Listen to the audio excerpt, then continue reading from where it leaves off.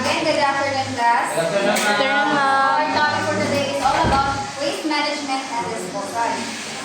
So, anyone in the class, what is waste management and disposal? Ma'am, si Bokod ko na ma'am, may idea. Okay, Mr. Bukod. Okay, day.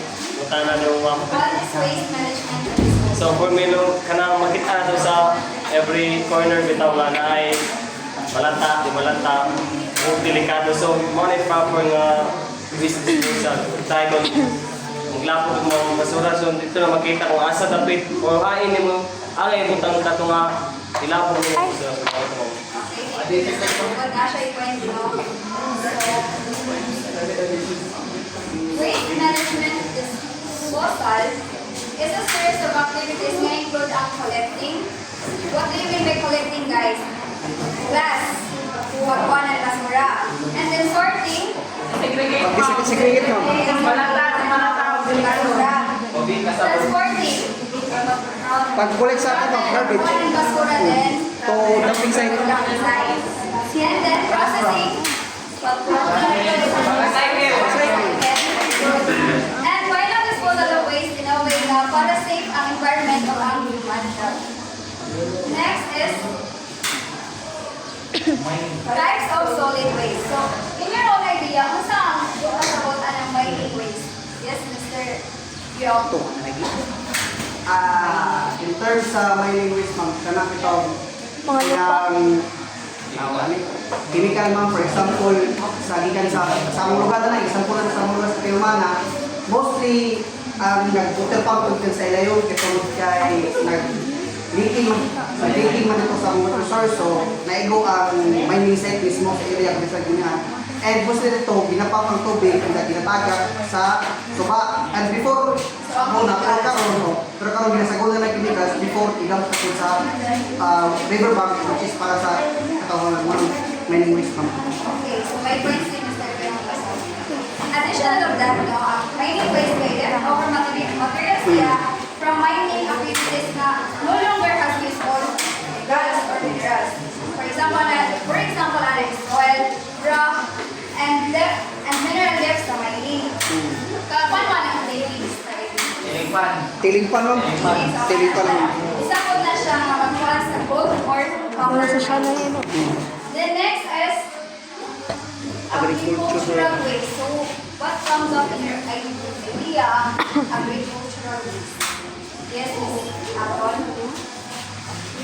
Any idea la agricultural waste? I think agricultural waste are those waste na can be used in agricultural way because like ka ng mga malata na mga waste.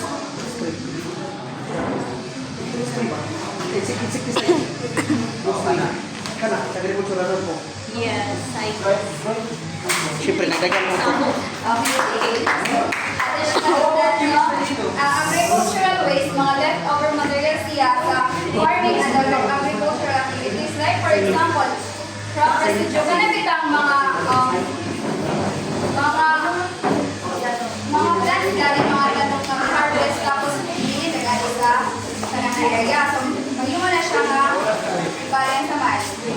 Mahimo siya waste. And then, nasa good pa na naiya. Nasa yung mahimong good. Manure. Mahimong resistant. Nasa yung mahimong iya.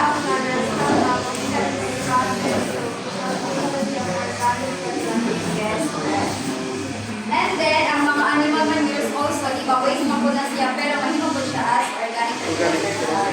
Then, ang mga spoiled crops. So, what do you mean by spoiled crops? Ma'am, sabi niyo ka nung ma'am. Yes, Miss Abreu. Spoiled crops. What do you mean by spoiled crops? Spoiled na.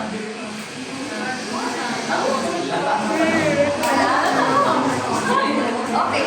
Mga nalata na mga waste sa agricultural. Then next is the industrial waste. What do you mean by industrial Thank waste? you, ma'am. Thank. This day, industrial waste. Why is it na belong siya sa types of solid waste? Industrial waste. Mga basura sa industry. Amo na naman.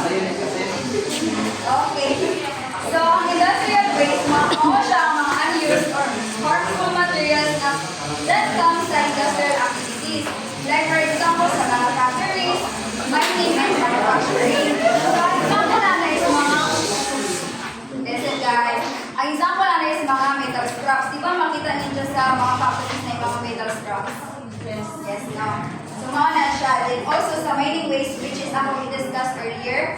And then, ang mga plastic waste na nakita po ninyo sa industrial waste.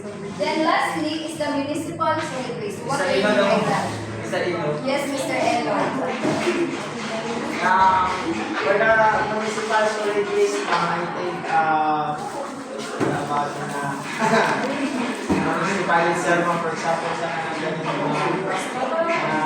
ilang nasa yung mga current basta ang mga basura sa munisipyo. Okay. So, ang municipal solid waste, mga siya ang mga waste na gina-collect every day. Na every day is mga household. No, kasi basurero, mga basurero, di ba? Mantay mo na every day ba? Or every day na? Every schedule. Schedule. Na makakuha ang mga basura nila sa itong palimalay, sa mga public areas o sa mga private areas. So next is, so proper versus improper waste disposal. So improper na ang segregating waste using covered bins, compost and biodegradable waste recycling. So why is it kailangan natin siya ma-maintain? Anyone? Yes, Miss Erica. Sa proper, no? Why is it kaning 1, 3, 4 kailangan siya ma-maintain? Of course, no. Waste disposal. Yes, of course, no. Kaya rules po na sa tsaka na proper at yung mga ano. Kaya lagi na sa katong sa municipal solid waste, lagi na mag-collect sila, hindi na kasunod sa gano'n na nakasubigay. Yes. And then, para po, kanang bilhin naman mga kumaan yung mga sabon sa mga kemikal ng mga anak. Para mas lagi po sa Yes, correct. So, na-point si Ms. Erica na sa ginahanglan, ang atong basura na segregate siya sa biodegradable. Kabay naman siguro mo sa biodegradable, di ba? And biodegradable, mga hazardous o kanang special waste. Tapos, kinahanglan po dahil ang basura is naka-covered din po siya. And then, kinahanglan po nakakompose ang biodegradable waste. Then, kinahanglan naka-recycling. Then, lastly is the improper. So, why is it nga ang improper, kinahanglan man nato, dili siya sunod. Handa na siya. Mr. Lambo. Kaya? So sa improper, no, kinahanglan din nato na siya sunod because kung mag-throwing na mo ng garbage anywhere, sa, for example, so ba, makakos man siya ng saan? Ha? Makakos siya ng kuan sa environment, harmful sa environment, pollution, and also sa human health. So, di ba karon na tay Republic Act sa Panmana?